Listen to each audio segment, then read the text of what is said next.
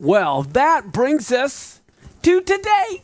The seventh vision is the vision of the Ephah, and I'm going to be explaining that as we go.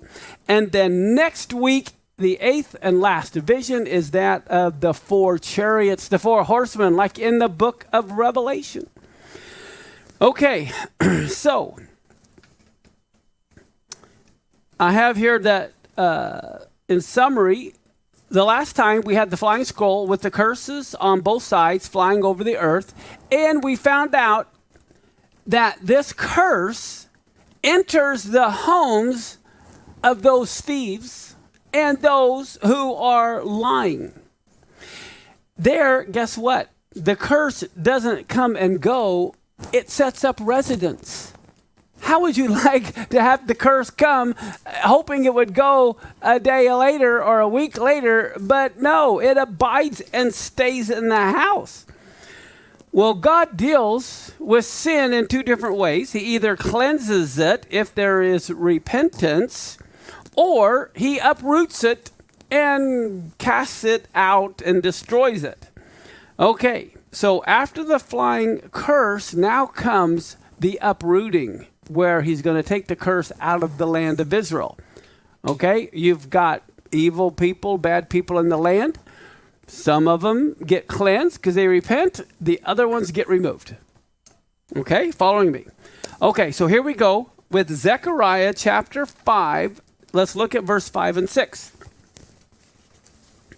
It says, "Then the angel that talked with me went forth, and he said to me, okay, lift up your eyes and see what it is that's going forth or on the move.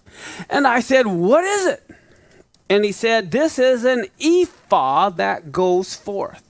And he said, moreover, this is their resemblance through all the earth." Okay, some people may wonder, okay, what is an ephah? What is he talking about? An ephah, think of a bushel basket. Okay, it is a measurement of volume. Now, an ephah was the largest measure for dry goods, much like a bushel basket. And when, you know how people, when they have they're trying to find a logo for their sports team or for their high school or a logo for whatever, the bushel basket is, and the ephah would be the logo for commerce. When you think of merchants, trade, commerce, that's what the ephah symbolizes commerce.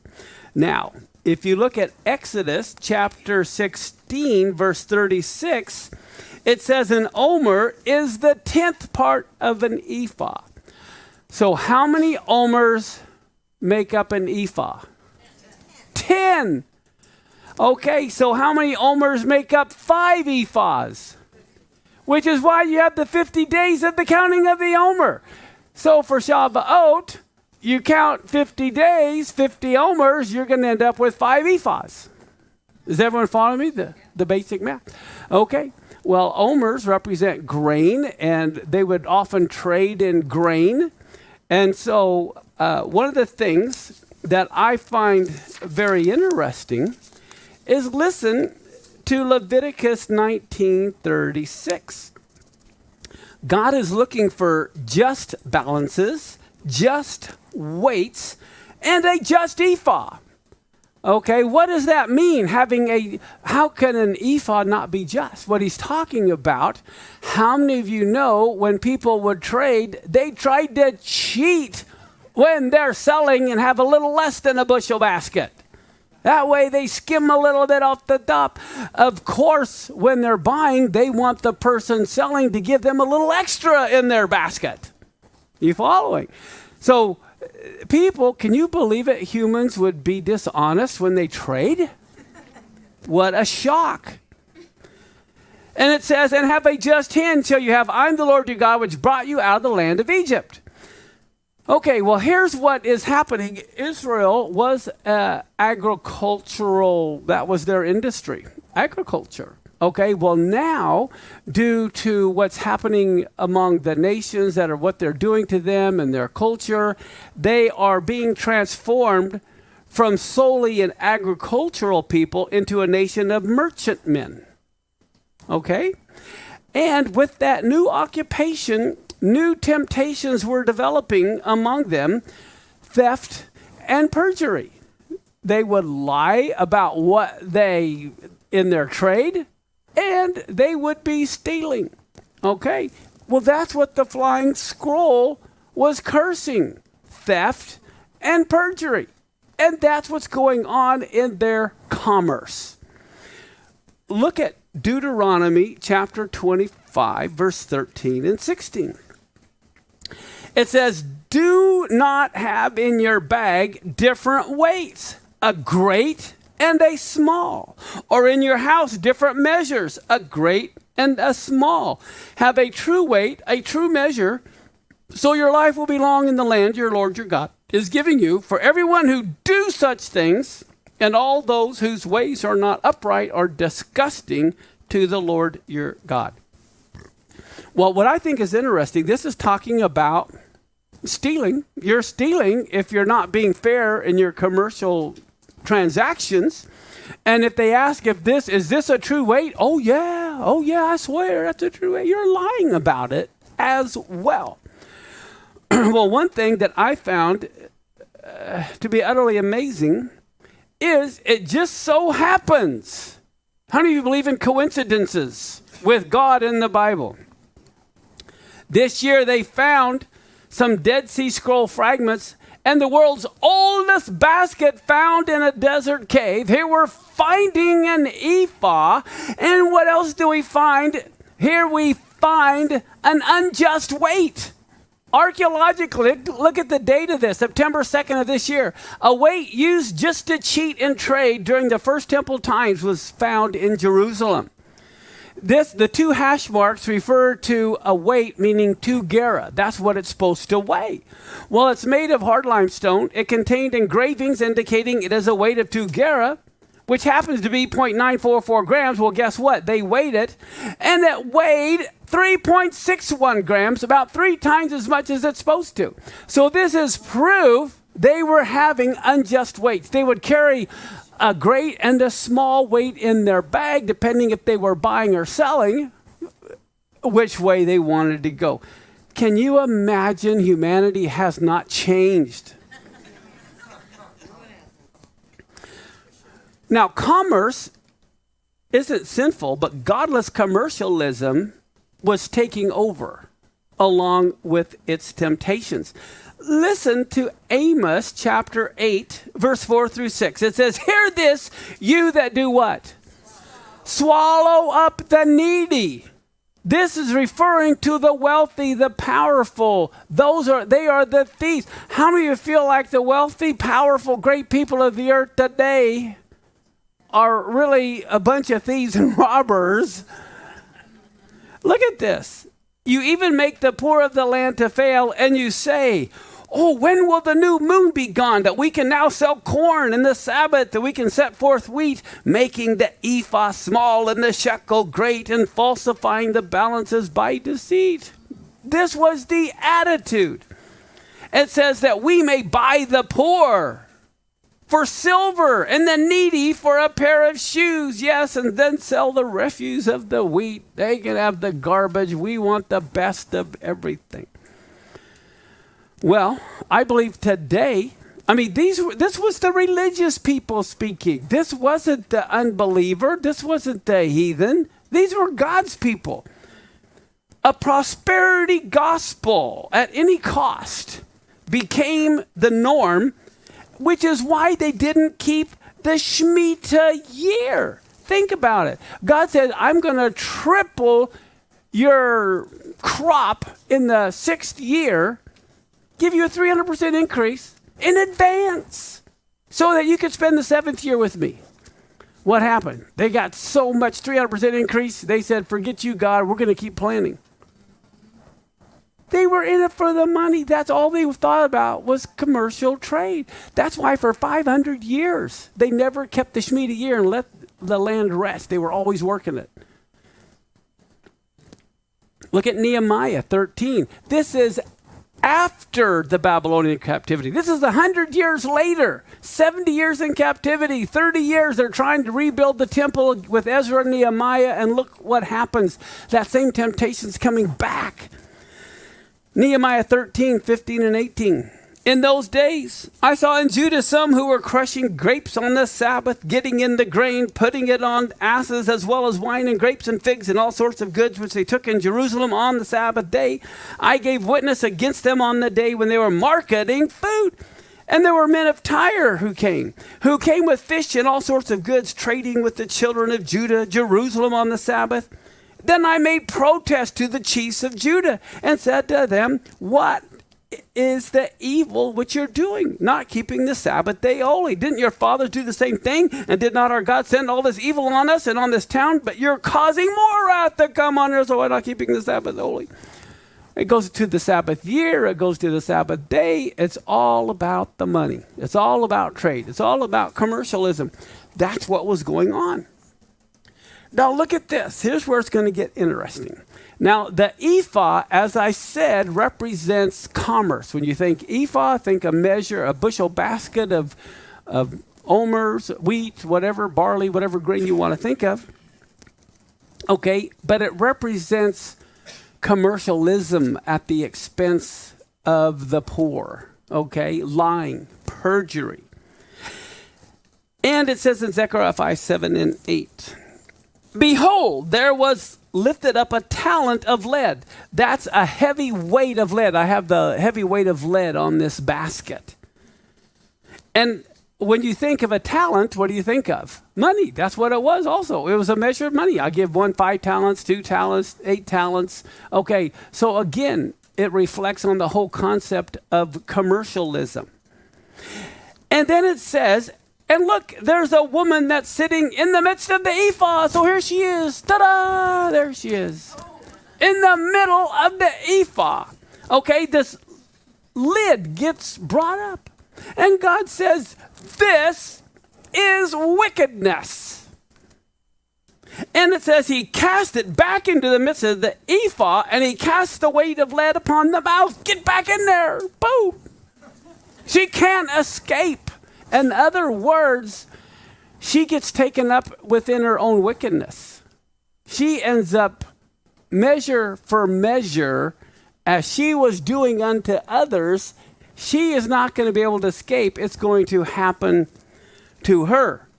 Now, what does she represent? It says wickedness. Well, that's lawlessness. That's what we're seeing going on today. A talent was used in all commercial transactions because it was the heaviest weight. Now,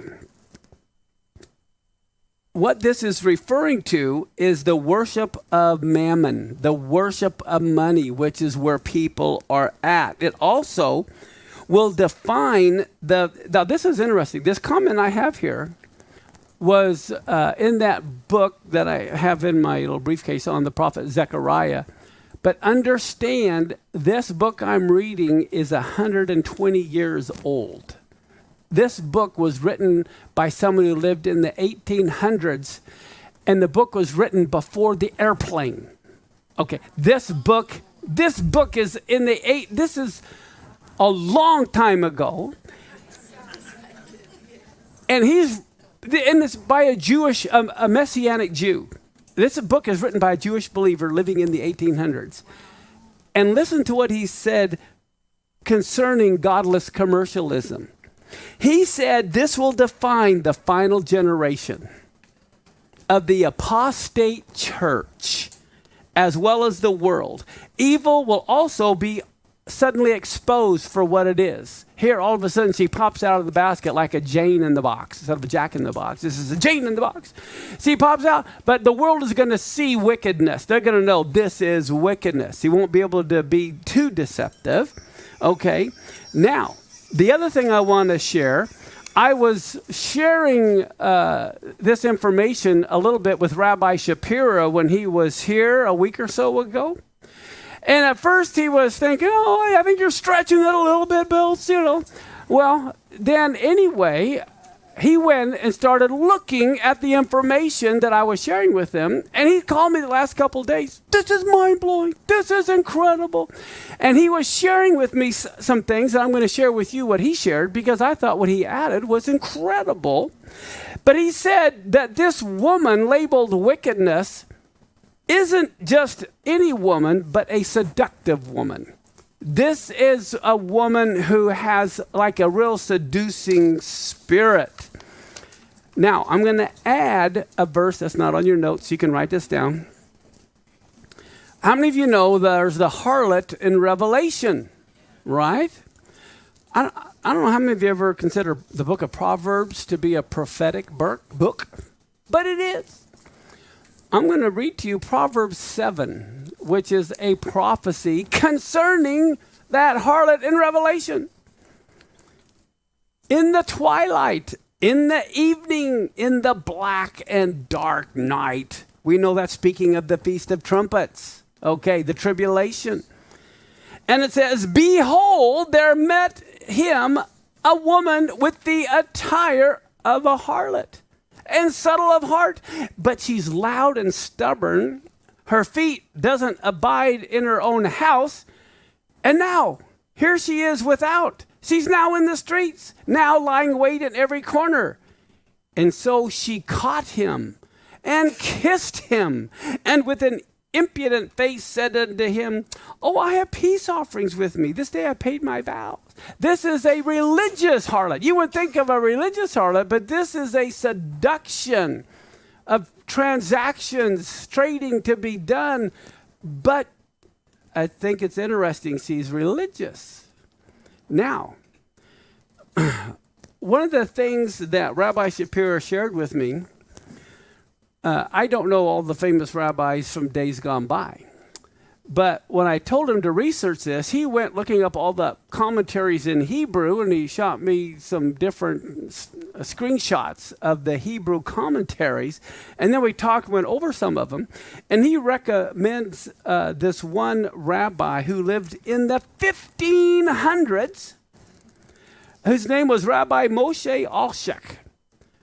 Now, imagine this. This guy lives in the 1500s, and he was writing concerning this wickedness within the Ephah.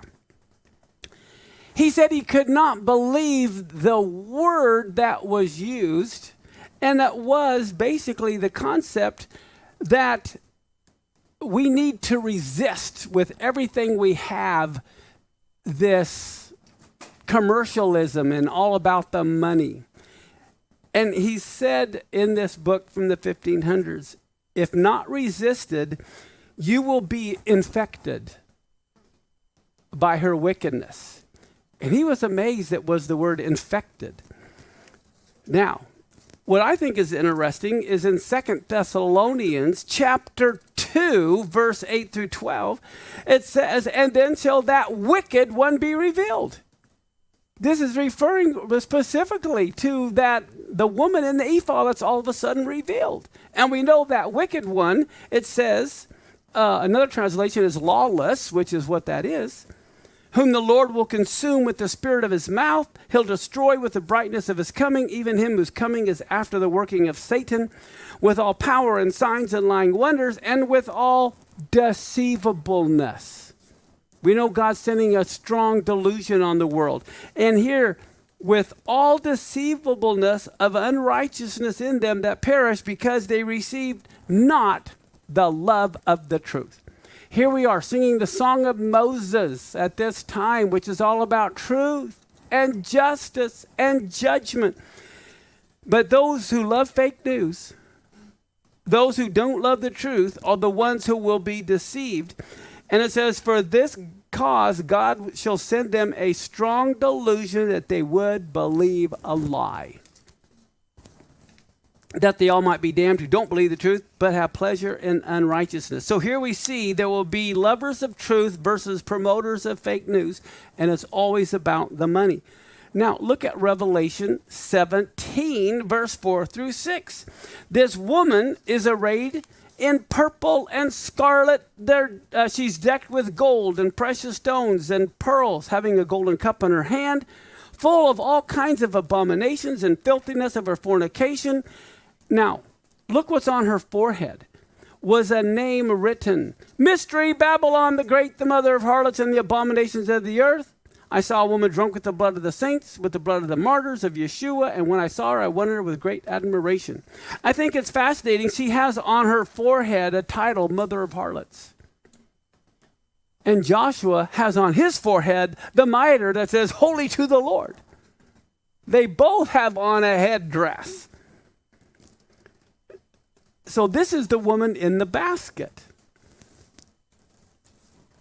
I think it's interesting in Zechariah 8, 16 and 17. Well, before I share that, let me show you this next PowerPoint. In addition to finding the ephah this year, and in addition to finding unjust weights, it just so happens this year, new Dead Sea Scroll fragments were also found in Israel. Imagine that. And it says these Dead Sea Scrolls discoveries are the first ancient biblical texts to be found in nearly 60 years. The Israeli Antiquities Authority said the scrolls that happened to be found were Greek translations of the books of Zechariah and Nahum from the book of the 12 minor prophets. Guess what?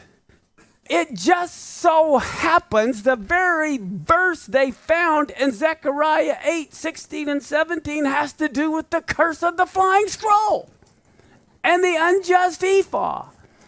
Here it is. These are the things you're to do. Speak what? The truth to one another. Render in your gates judgments that are true. Make for peace. Do not devise evil in your hearts against one another, and love no false oath. For all these things I hate, declares the Lord. That's what it was.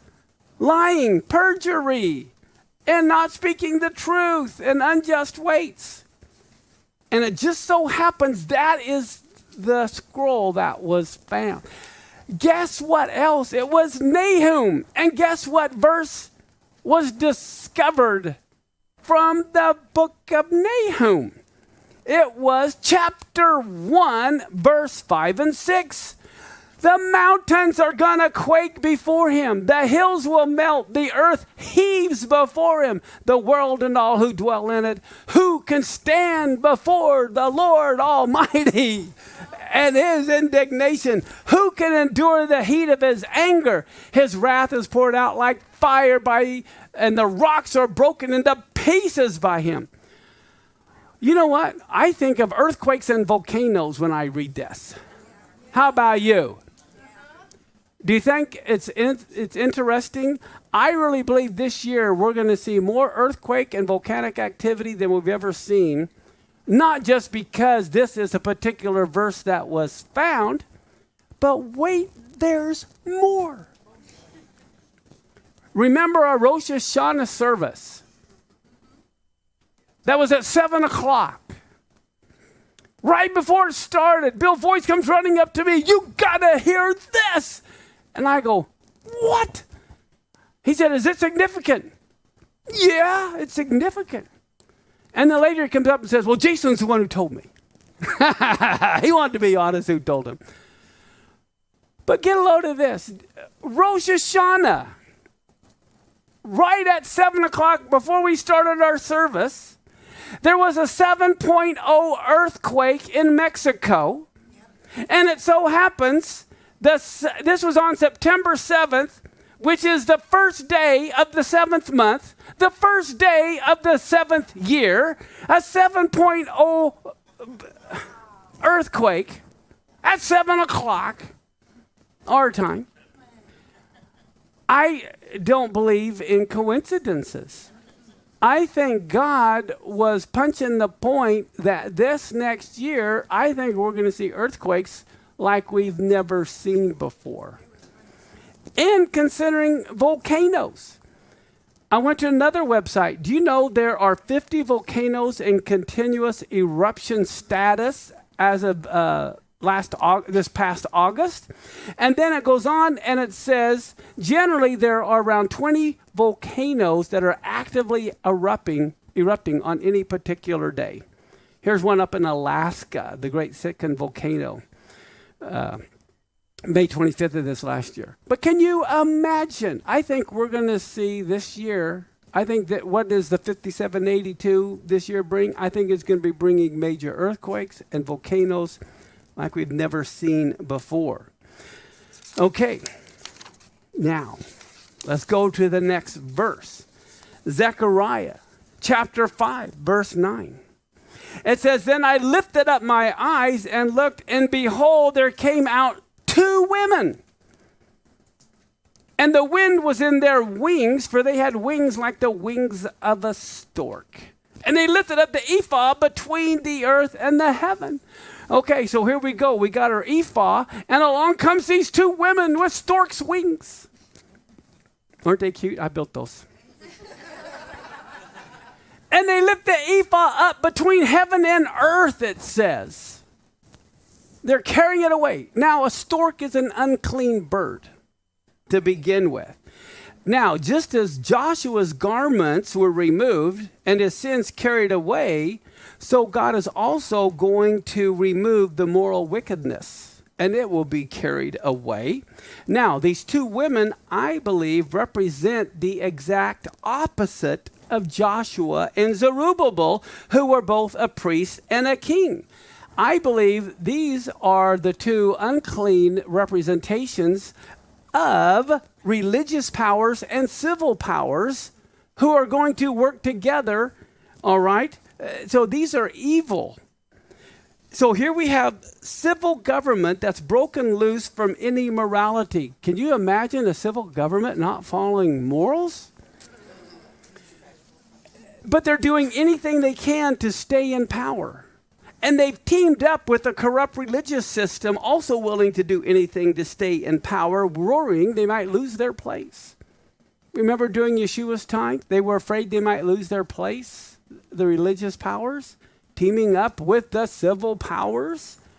History repeats itself. That's where we're at right now. Now, the woman's trying to escape. She's bound back into the vessel of her own making, being punished measure for measure. What do we find in Jeremiah chapter 2, verse 19? God says your own wickedness is what's going to correct you, and your backslidings will reprove you. Know therefore and see that it is an evil thing and bitter that you have forsaken the Lord your God, and that my fear isn't in you, says the Lord God of hosts. This is speaking to his own people. God doesn't nearly have the problem with the wicked he does with his own people. Look at Proverbs 5, 21 through 23. For the ways of man are before the eyes of the Lord, and he ponders all his goings. His own iniquities will take the wicked himself, and he'll be held with the cords of his own sins. He'll die without instruction, and in the greatness of his folly, he'll go astray. So these are the verses that show you we end up reaping what we sow. The snares that we set for others, we get caught up in. Now, here's where it also gets interesting. In Zechariah 5, 10, and 11, then he says to the angel that talked with him, so where are they carrying this ephah to? And he said to me to build it a house in the land of Shinar, and it will be established and set there upon her own base. In other words, Israel is where God is going to place his throne. God is removing the wickedness from the place where his throne will be, and he's putting it back to its origin where it will be destroyed there. So when it says go back to the land of Shinar, where's that? That's the Tower of Babel in the book of Genesis. This is in Babylon, which is why Revelation talks all about Babylon. Now, in other words, commerce, wow, I've got so much stuff I want to say it right. One thing, to build it a house. I was talking to Rabbi Shapira again, and one of the ancient commentaries from hundreds of years ago said the house also could be considered a migdol or a tower. In other words, another Tower of Babel being built. Not literally, but in this concept of what they were trying to accomplish. But what do we see? Commerce and trade today sets up governments and dictates the policies of nations. Matter of fact, through it, all the mighty armaments are being built and through which wars are fought. It's the military-industrial complex. I mean, it's all about the money. Now, in Genesis 10, 8 through 10, we see the beginning of his kingdom was Babel, okay, in the land of Shinar. That's on your notes, Genesis 10, 8 through 10. So here, everything goes back to its beginning. It's circular. So what do we see at the end? Things go back to the beginning, back to Shinar. Look at Genesis 11, 1 through 3. The whole earth was of one language and of one speech. And it came to pass as they journeyed from the east, they found a plain in the land of Shinar. Okay. Now something else just hit me here that I thought was interesting. But I wanted you to see one language, one speech. Again, this is speaking of like a world government, okay? But if you look where, here we are.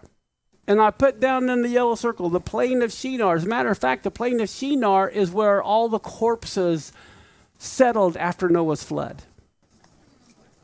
This is where that was. This is where the Tower of Babel is built. Now, it's right there in Iraq. Now, I have up at the, if you see in the middle in red, is the Tigris and the Euphrates River. Do you see that? But the source is up in Turkey, where the big red circle is. That's where the Tigris and the Euphrates flow from. If Syria ever stops or dams up the water, if Turkey ever stops the flow, then Syria is in trouble because the Euphrates won't go through Syria, and Iraq is in trouble because the Tigris goes down to Iraq. All right? But anyway, if you go to the plain of Shinar, this is what I just caught. It says they journeyed from the east. Well, east is toward China, is the far east.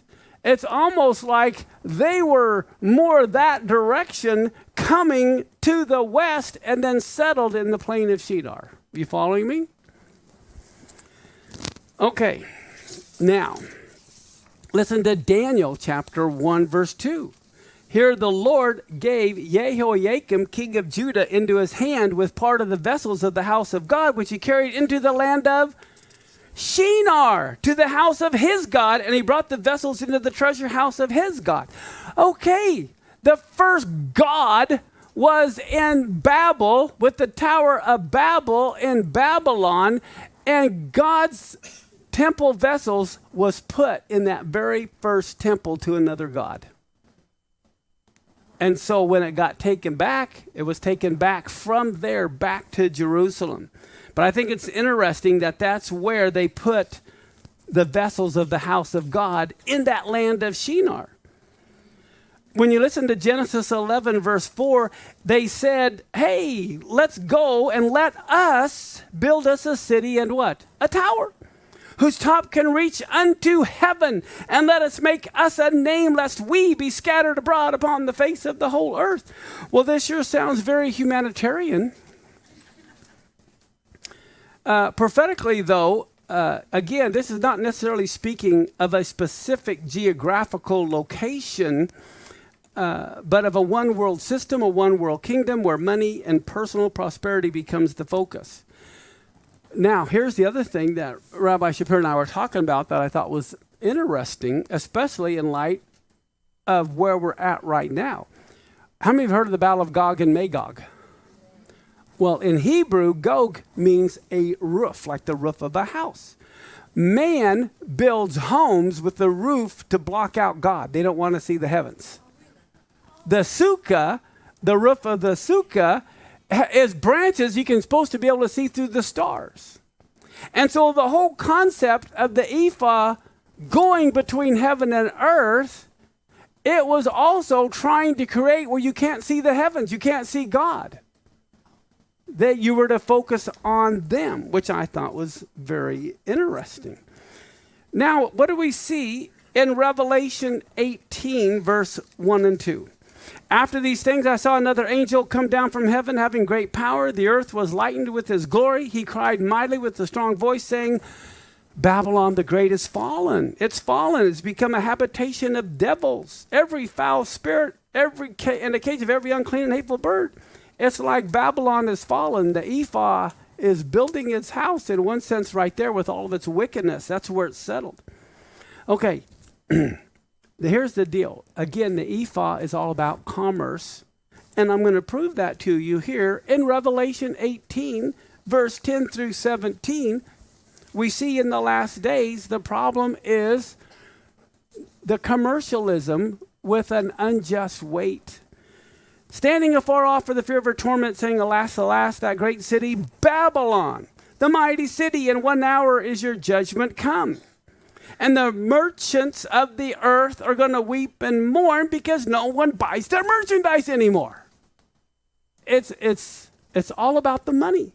And then look, The merchandise consisting of gold and silver, precious stones and pearls and fine linen and purple and silk and scarlet and wood and ivory, wood, brass, iron, marble, cinnamon, odors, ointments, frankincense, wine, oil, flour, wheat, bees, sheep, horses, chariots, slaves, and the souls of men. Speaking of human trafficking,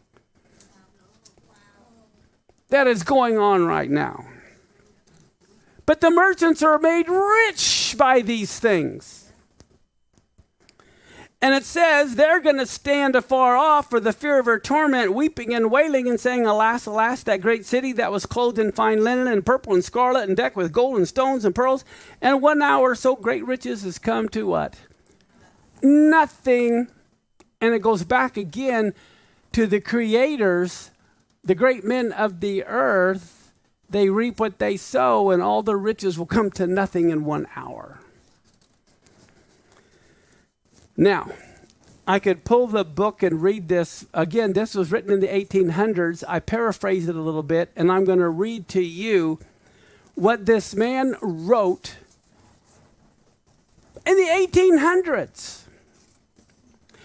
He said, if commerce comes into such a supremacy as to make her merchants the great men of the earth, as it says, then the governmental order of the nations will fall into her hands. The governments are going to bow to the money. The world, he said, politically, educationally, socially, and religiously would be virtually under her control. The ones who, by means of their commercial greatness, who control or sustain these governmental arrangements, will be the very pillars of the last great system of evil.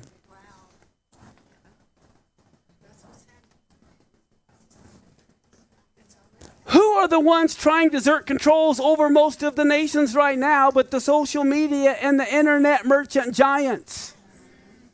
In the final apostasy, we will have a one world system where a globally wicked financial system will team up with the religious system made up of both apostate Christians and unbelieving Jews and the governments of this world. These are the two wicked women picking up the ephah, carrying it back.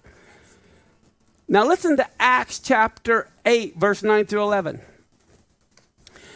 But there was a certain man called Simon, which before time in the same city used what?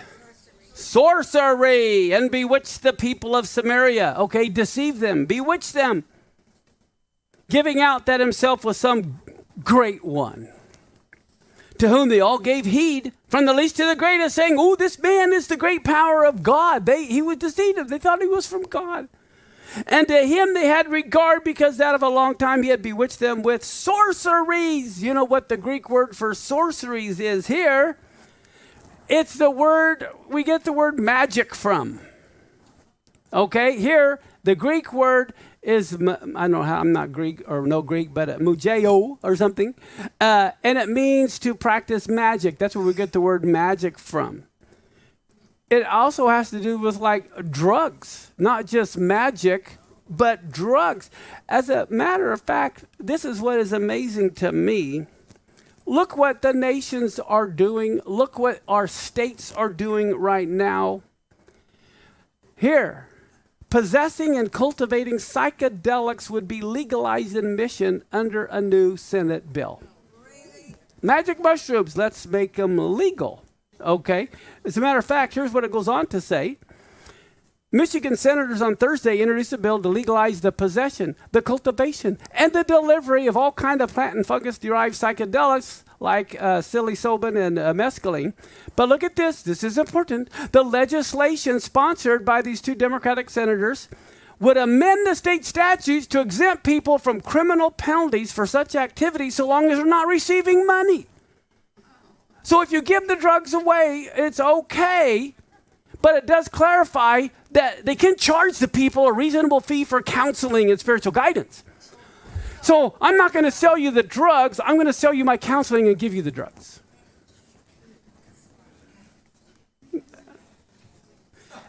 And then they say there is medicinal value. These plants and fungi have a religious significance. Here you see the coming together. Okay, well, get a load of this. Cairo 7. Anyone heard of Cairo 7? That's right up here in the Northwest. Seattle is now working on the next steps toward decriminalizing possession of substances like magic mushrooms and LSD, something that's already happened in these other cities. Denver, Colorado, Oakland, California, Cambridge, Massachusetts. Oregon has legalized psychedelics for therapeutic use. But guess what? There's more. The feds are considering legalizing heroin. Okay, there you go. Well, you know what's interesting to me? We've been in Afghanistan for 20 years. Why haven't we destroyed the poppy fields? It's about the money. It is always about the money. Now, I believe in one sense, if anyone is to be considered the Babylon of the day, I believe it's China. They're the number one economically, militarily, and I'm going to show you some things. And how many of you know commercialism bows down to China, ignoring all morals when it comes to business? Right here, 83 major brands are implicated in a report on forced labor of ethnic minorities from Xinjiang assigned to factories across provinces. Look at some of these: Apple, Nike, Amazon, Microsoft, Mercedes-Benz. They don't care about child labor. They don't care about the ethnic minorities. But they want to come across like they woke up. Okay. China's tech crackdown, it's about control. It's not about consumers or competition. For the last 20 years, China's been the dominant story for both the global economy and capital markets. And I have down here, they've altered the balance of world economic power. I mean, that's what's going on. And then look at this. The Chinese authorities see technology as the next frontier of totalitarianism. That's why they're investing billions to develop and deploy new machinery such as facial recognition, data collection, tracking software to establish full-blown surveillance state. In fact, just before renegotiations with the Vatican this year, hackers working for the Chinese government infiltrated the Vatican's computer networks in what the New York Times called an apparent espionage effort. Well, guess what? The Catholic Church has bowed to the Chinese government. I don't know how many, anybody former Catholics around here? The Vatican has now said the Chinese Communist government can pick their bishops over who's over. They get to pick them. Total marriage. But get a load of this. Here's a brief history of corporate apologies to China. Everyone's apologizing to China. How do you know the NBA's committed to China? Woke corporations are all hit for bowing to China while they snub America as they ignore the Chinese Uyghur genocide. They all bow to China. Silicon Valley is bowing down to Chinese totalitarianism. Everyone's bowing down. From fake news to fan culture, China is laying out what is allowed on the Marxist civilized internet. How do you know it's always about the children?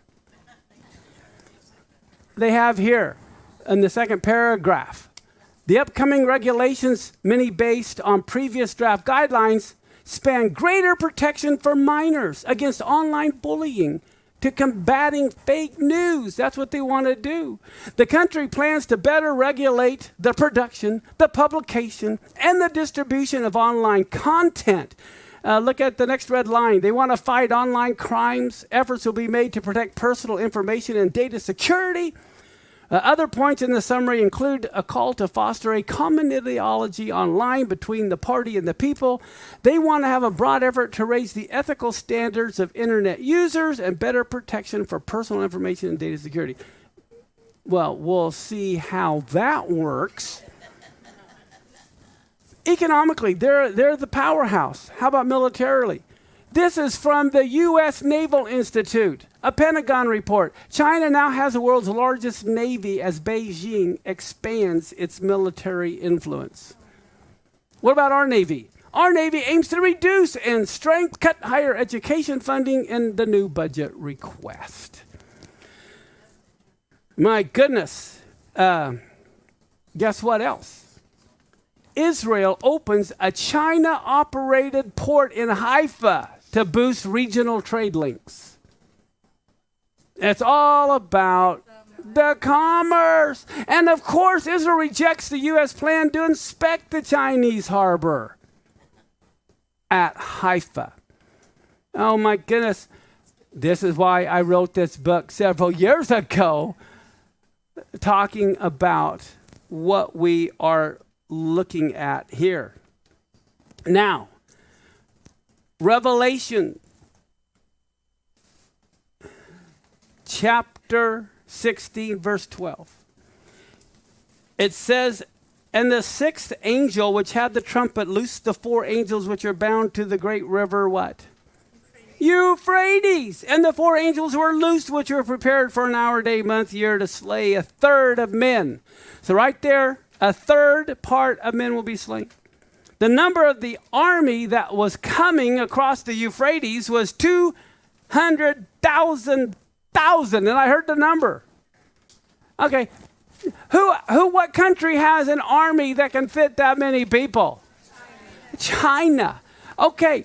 Well, guess what? How many of you know we left Afghanistan? Well, guess what? China gets to take over our former U.S. air base in Bagram. They're looking at taking it over. Well, guess what else? The desert, the drying Euphrates threatens disaster in Syria. And the timing is quite interesting. As a matter of fact, right here, China's now in Kabul. How long would it take with the dried up Euphrates anyway to drive from Kabul over to Tel Aviv? It's 48 hours is all it takes. It's less than 3,000 miles. It's like the distance from Seattle to New York is the distance from the Chinese base in Kabul, Afghanistan, to Israel. And the Euphrates dried up so much from this article, reputed to have once flown through the biblical Garden of Eden. The Euphrates runs for almost 1,700 miles across Turkey, Syria, into Iraq. 90% of the Euphrates flow comes from Turkey, the United Nations says. And since January of this last year, the water level has plummeted 16 feet. Women have to walk 4 miles just to get a bucket of water for their children to drink.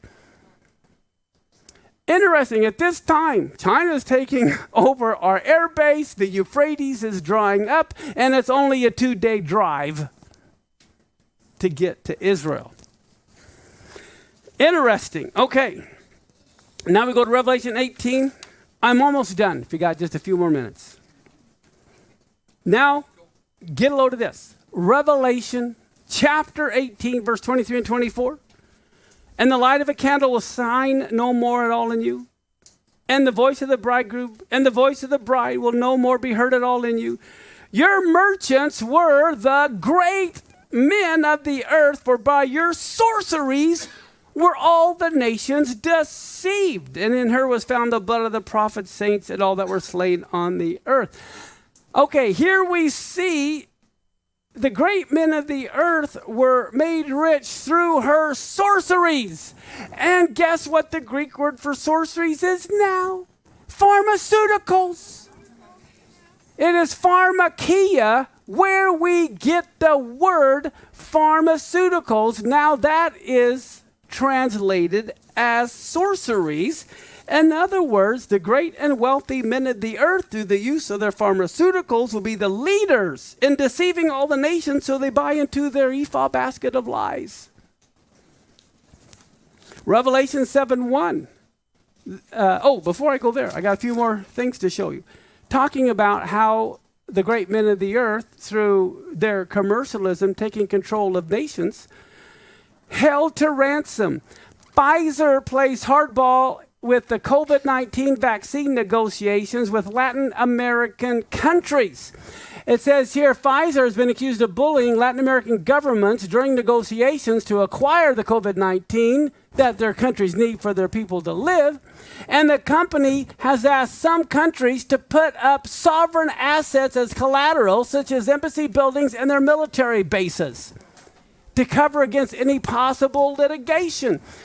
Officials from Argentina and another Latin American country, which can't be named because they had to sign confidentiality agreements with Pfizer, said that Pfizer's negotiators demanded more than the usual indemnity against civil claims filed by citizens who might suffer serious adverse events after being inoculated. They said Pfizer also insisted the governments cover the potential costs of any civil cases brought as a result of their own acts of negligence, fraud, or malice. In Argentina and Brazil, Pfizer asked the sovereign assets to be put up as collateral for any future legal costs. Now, of course, the World Bank, how many of you know the World Bank really cares for the poor? Why, they're helping, look at this, $157 billion to help developing countries fight this pandemic health. Wow, look at the next red line. They're helping more than 100 countries, home to 70% of the world population. The World Bank is now helping. Of course, they will give them policy-based financing to help them pay everything back. You know, the governments will never get the billions owed to keep their citizens alive, and so these great men of the earth will control all these governments without firing a shot. As a matter of fact, the World Health Organization is even bowing to China. They're all bowing to China. Okay, now here comes, boy, you want to fasten your seatbelts. I haven't even got to that part yet.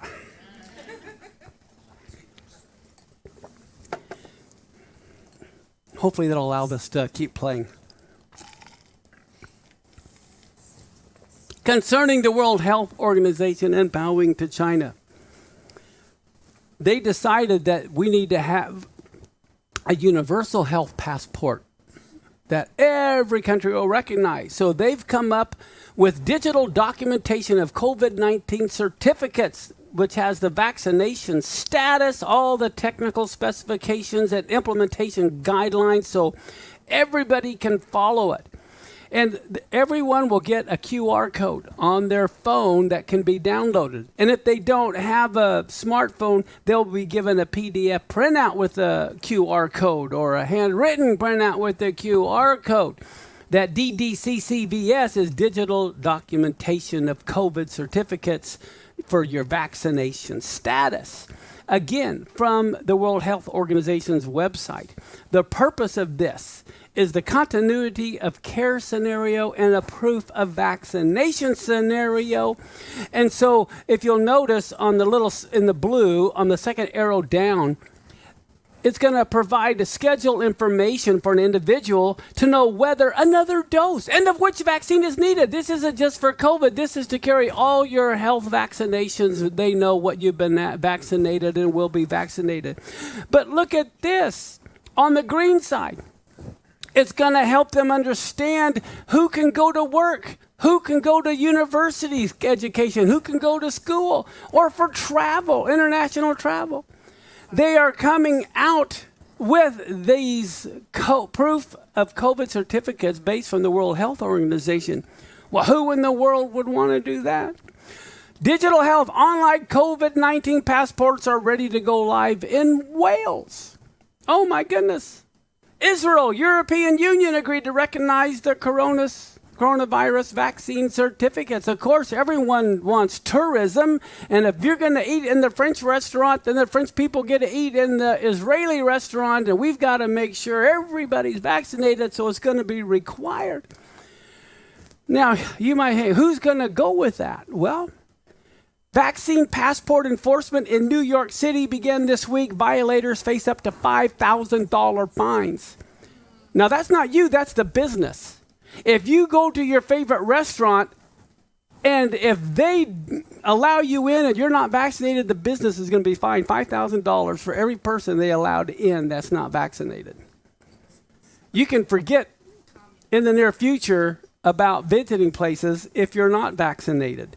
As a matter of fact, Los Angeles County to mandate COVID-19 vaccine passports, not only in New York, but also in California. Well, let's run to Hawaii. Hawaii. Hotels require Hawaii vaccination passports. That's all the new rules. Oh my goodness, how many of you are glad you live in Washington? King County customers of restaurants, theaters, gyms must now show proof of COVID-19 vaccination or a negative test. Forget about going to restaurants in the near future if you're not vaccinated. Now, well, thank goodness it's just international travel and there's always Amtrak. Well, guess what?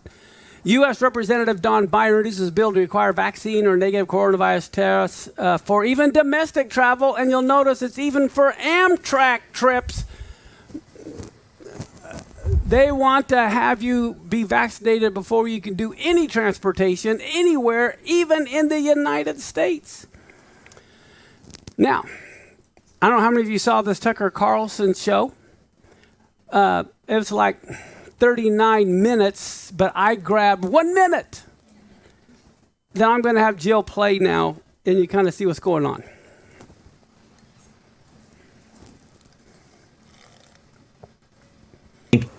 Mandating vaccines for air travel, train travel, or interstate bus travel would also be important. There are privileges associated with being an American, that if you wish to have these privileges, you need to get vaccinated. Travel and having the right to travel interstate, it's not a constitutional right as far as I know, to board a plane. So, and we're quoting, if you wish to have these privileges, you need to get vaccinated. The person who said it, the last person in the montage we just played, is the former head of Planned Parenthood. Her name is Leana Wen. And that's quite a statement to make. So here you have a woman who moved to this country from China, sitting authoritatively in a box on CNN, lecturing Americans that their most basic birthright, the right to travel within their own country, the country they were born in, is now, in fact, a privilege that the Democratic Party may decide to grant if you follow its demands. Dr. Wen, may I have permission to drive my kids to school?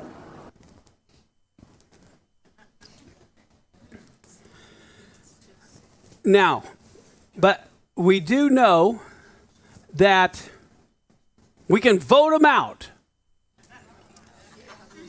Okay, let's take a look. Public interest from the Legal Foundation. Nearly 15 million mail ballots were unaccounted for in the 2020 election. More specifically, 440,000 mail ballots went missing or undeliverable amid only an 81,000 vote margin of victory in Pennsylvania. 444,000 ballots went missing, and it was only an 81,000 difference in Pennsylvania. 83,000 mail ballots went missing or undeliverable amid just a 20,000 vote margin of victory in Wisconsin. Biden won Georgia by 11,000 votes. 27,000 mail ballots bounced off of a bad address, and at the bottom, another 217,000 mail ballots are unaccounted for. Okay, now, here we go. There's a lot of ways there can be voting fraud. You can have voter registration fraud, ballot stuffing, felon vote fraud, absentee mail-in ballot vote fraud, voter suppression, voter caging and purging, votes cast in the name of deceased people, voter impersonation, fraudulent signatures. Here's what woke me up at 3 a.m. that just hit me like a ton of bricks. This next election, next November, a year from now, for the midterms, they don't ever want another president like we had. They want to make sure. And so guess what? I believe by next November, vaccination will be required to go to a voting booth. And all the unvaccinated people get a vote by mail. If the way the vaccination status is going in the program, and I can tell you, you don't want to be infected by someone standing next to you in the polling line. And what I see is coming is will never be the same again. As a matter of fact, I saw this morning. This morning, North Carolina judges strike down voter ID law, claiming it's racist. This next election, there will be no voter IDs. Only the vaccinated can vote at a polling booth. All the unvaccinated people vote by mail. That shows you where we're at. Now, Revelation 7:1. After this, I saw 4 angels standing at the 4 corners of the earth, holding back the 4 winds of the earth, that no wind might blow on the earth or sea or against any tree. Can you imagine? What happens if you decide you want just wind power? All those big windmills. What happens to your energy and the lights when the wind stops blowing? Well, guess what? Energy prices in Europe hit records after wind stops blowing. This has been several months. The wind has stopped blowing in Northern Europe, and their prices, electricity is going through the roof. Okay, so we're going to close with this thought. I believe, as you know, it's the time of year of the closing of the gates, closing of the doors, and I really think that 5782, which is this next year, 2021, 2022, is the closing of a lot of our freedoms, a lot of our gates. And I believe next Rosh Hashanah, the beginning of a new 7-year cycle, it really will be a whole new world.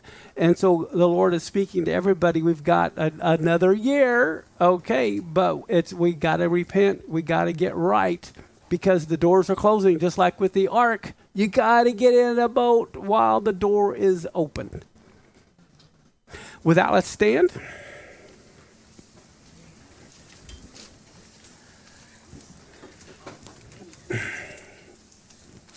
And let's pray. Avinu Malkeinu, our Father, our King. We just thank you so much that we can have ears to hear. What a day to speak this message on Ha'azinu, the Song of Moses, when you tell us, he who has ears to hear, let him hear what the Spirit is saying to the churches and to the assemblies. Father, may we not engage in dishonest commercialism or trade or lying under false oath. But God, let us expand your ministry.